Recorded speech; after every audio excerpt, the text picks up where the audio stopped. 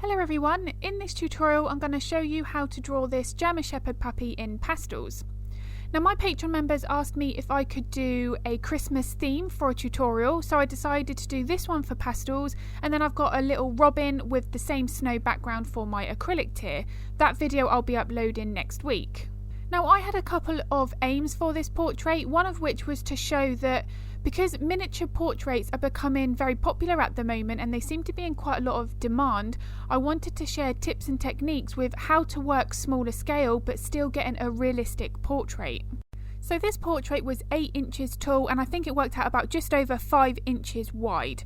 Now for a full body portrait like what I'm working on here, that is small. If you compare the size of the eyes to the end of the pencil, these are tiny. But as this tutorial here progresses, you'll see that I'm still able to get a really good amount of realism when working on such a smaller scale. Now the real-time Patreon version of this, the 3-hour tutorial, is available over there now, and I speak about the tips and techniques that I'm using to try and get as much detail, but realistic detail for this. I've got to be very careful with how much pencil strokes I'm trying to incorporate in such a small area. And one of the biggest things that I cover is if we try and add too much detail when working smaller, the fur will look fake. We have a tendency to also draw pencil strokes here far too long when we're working smaller, and that's going to ultimately change the fur texture. If I do that kind of detail on the face, it's going to look like he's got a really fluffy long coat on his face, which is obviously not what we're going for. And as all of this part that I'm working on at the moment is all in real time, the only part of the dog that's been sped up is the base layer on the body, and that was only for a minute or two, just because I was blocking it in with my eye makeup applicators, but I was still showing you and telling you the colours that I am using through that. But as I say, for the dog, that was the only part that's been sped up. Because the rest of this was all real time, I'm able to explain why I'm changing the pencils so often, which is something that certainly happens when we work smaller.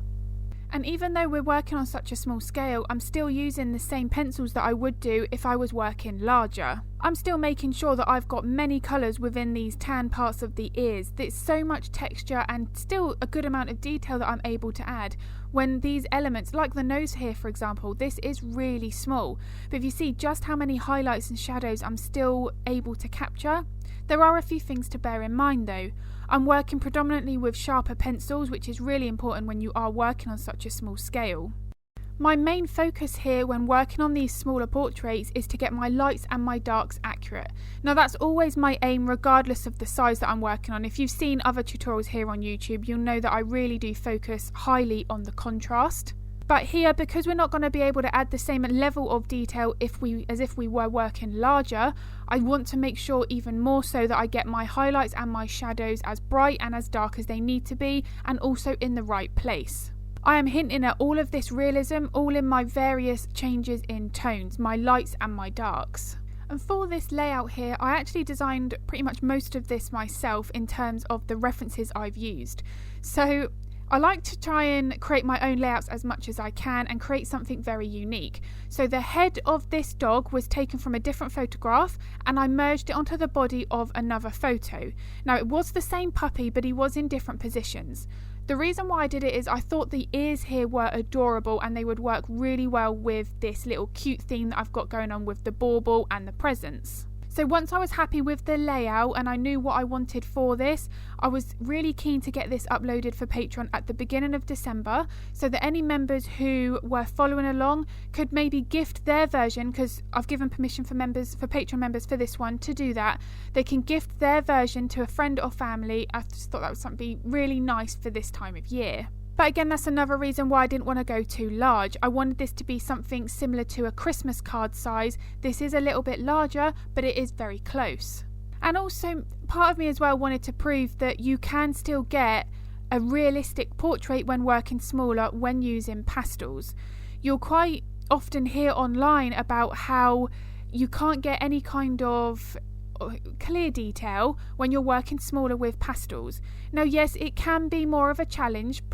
My primary medium before pastels was colour pencil, and because you're able to keep your pencils sharper a lot more because the leads are a lot harder, getting those finer details when working smaller is easier. But you can still do it with pastels. You just have to make sure that you follow some of the basic tips and techniques, but make sure that you follow those through from start to finish. When we're working on head and shoulder and larger portraits, we can get away with working with blunter pencils. But for smaller portraits like this, you do want to try and make sure as best as you can that your pencils remain sharp throughout. There are other considerations as well, like how much pressure to put on that pencil for the fine details that we're trying to create here. And the main thing is not to try and put too much detail in the fur. That's really important. It will start to look fake, and that's obviously not what we're going for. And again, this bauble is really small. It's smaller than a 5p piece in real life. It's really tiny. It's like the size of a pea. But still, to get all of this detail here in such a small area, this just proves that it can be done. And I think that you can now appreciate it even more now that it's zoomed out. You can really see just how much more photorealistic it looks. Now, obviously, if you're going for hyperrealism, yes, you are going to have to work on a much larger scale. You would not be able to get hyperrealism when working this small for a full body subject like this and the additional elements that I've added. But you'd have to work much larger regardless of that. The difference between photorealism and hyperrealism is hyperrealism, you cannot tell the difference between the photo and the artwork. Not only does that take so many hours, people sometimes spend years on one piece just to get it completely matched to that photo. Now, I have so much respect for artists that do that, but for me, I get bored. I like to go more for photorealism, which is where you can tell that I've used that reference photo, but that my artwork still looks like a drawing or a painting. That's my goal with every one that I create.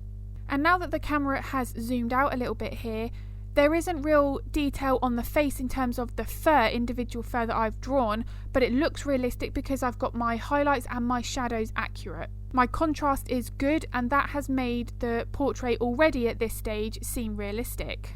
It's only when I start to add the details over the body here that I'm able to add a little bit more of that indication of detail, because I've got a slightly larger surface where the fur has a bit more easily shown to have those details. So in the face I can see them in the reference photo, but obviously the surface area that I'm working on is much smaller. So here I'm able to actually start to add in these individual details a lot easier without having to run the risk of the fur looking fake. Now, over on Patreon, I do provide the line art, the reference photo and a material list so that you got all of the colour of the pastel pencils that I have used. And for members over there that decide to follow along to this tutorial that want to work larger, I've also got 2 or 3 other German Shepherd tutorials just focusing on the head and shoulder part, so how I do all of that fur, how I layer from the base layers all the way up to the details, so that they can use this layout but use the other tutorials to focus on how to do realistic fur for German Shepherd. And if you'd like to see the tutorials that I've got available on Patreon, I do have a Patreon library on my website, which I'll also link below, and that's got all of my tutorial thumbnails available over there, so you can see what kind of content I've got should you want to join up. And the good thing about Patreon is if you decide that you just want to join up just to watch one tutorial, you can cancel at any time. It's a really nice platform to use. And if you've got any questions about anything to do with Patreon, then pop it in the comments below or feel free to message me on any of the social medias. So because I've got a lot of dog tutorials available on Patreon, I really do focus on the importance of fur length depending on the part of the body or the face that we're working on. Going in depth with the importance of studying that reference photo to notice these changes in the length of the fur, because I do believe it's as important as the fur direction. And the leg is a prime example here. If I was to draw the details on the front part of the leg as long as the body fur that I'm working on at the moment, it would look like he's got really fluffy legs. So I need to be able to look at that reference photo really closely and see the slight subtle changes in texture with the fur length and make sure that I replicate that in my artwork. And although I do point out as often as I can where the fur does change length in the Patreon videos, the more that you draw, you'll start to just get a little bit more trained to look at that photo more closely, and then you'll notice more of these subtle differences with that fur length, the texture, the direction, and all of the fur has a curve about it. There's no straight edge to anything in nature. Grass still has a curve to it. The only thing here, and I do speak about this again in the Patreon version, is the straight lines are only on the presents themselves. Because they're boxes, they've got that cube shape. But anything to do with the fur, I want to make sure that there is some of that curve within each of the fur strokes that I'm drawing. So the Patreon version also includes obviously the background that I've done here. I created the glow effect and then I added my snow on top. I created this snow with a method that I've never used before, so it very much was a experiment, but I used a stencil and I was really happy with how it came out. Now it's really important when you are working with any kind of the snow effect like what I'm working on here, a bouquet background where you've got the circles as well. It's really important to make sure that you have a variation in the size of the circles and also how bright some of them are. You want to make sure that some look a little bit more transparent. The ones that do look transparent are going to have the appearance that they're further away, whereas the brighter, more whiter snowflakes in this case look like they're closer to the viewer. I've also got a really good variety of the different sizes. So I've got very small snowflakes and then I've got some that are much larger.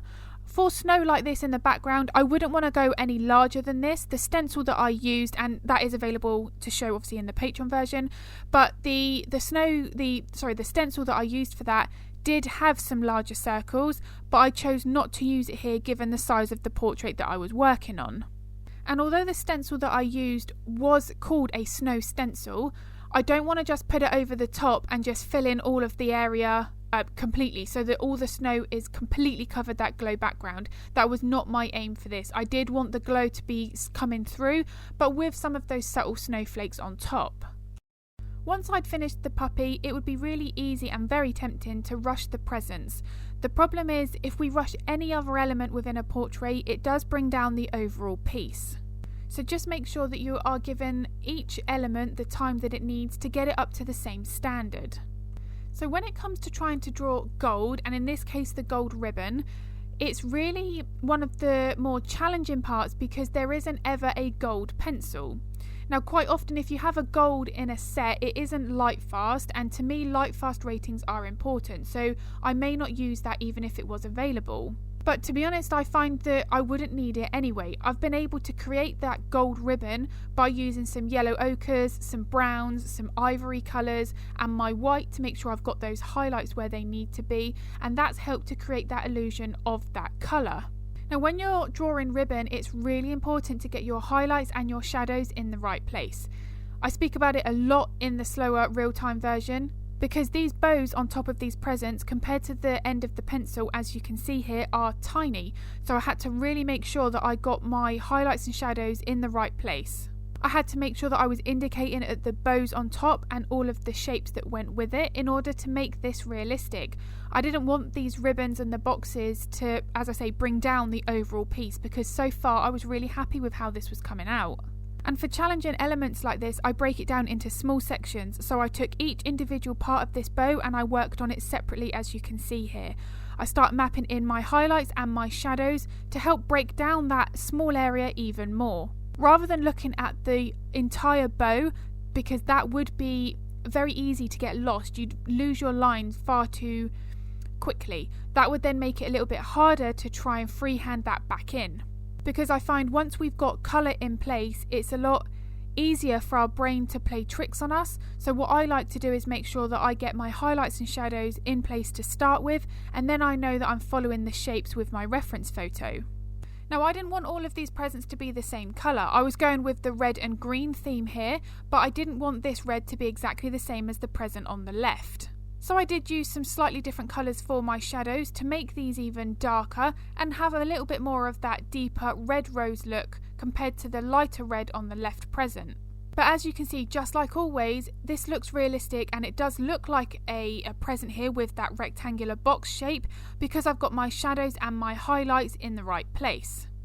So something else as well, if you are like me and you do like creating layouts from various photos like what I've done for this project here, it's really important to make sure that you are following the same light source. So I didn't change any of the lighting on the puppy, so I had to make sure then that the light source on the bauble and the presents followed the light source on the dog. When we are incorporating and working from multiple references like what I have done here, it would be very easy to try and just follow the light source for that specific element with that reference photo. But we have to be trying to look at that reference photo, but also remember to draw the light source correct and follow what is in that overall light source that you have decided on. If I were to do a different light source on the bauble and the presents, it would look like like it was staged, like I did use separate photos, which is obviously not what I want. I want my artwork, and I want someone to look at this portrait and think, that's a really cute photo. It must have been taken at a photo shoot that she's worked from. And also that affects how you choose your photos for the elements. So I had to make sure the presents that I used on the royalty-free sites had the same angle as the dog. There would be no good in me picking photos that had more of a bird's eye and upright angle, because that just would not meet the same level and the same angle that the photograph of the puppy was taken. So there are many things to consider when you are incorporating various photos within one portrait.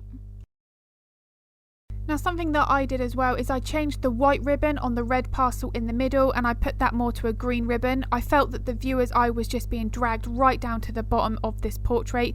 Obviously not what I wanted, so after this I did go in and adjust that colour. But I really hope this tutorial was of use. If it was, I'd really appreciate it if you could give it a thumbs up, because it really does help. And here's a photo of the finished artwork. And if you'd like to get notified of future content that I upload, hit the subscribe and the bell button. And as I say, if you do want to draw along to this, the link to Patreon is in the description below. And next week I'll be uploading the video of the Christmas robin that I've done for my acrylic tier.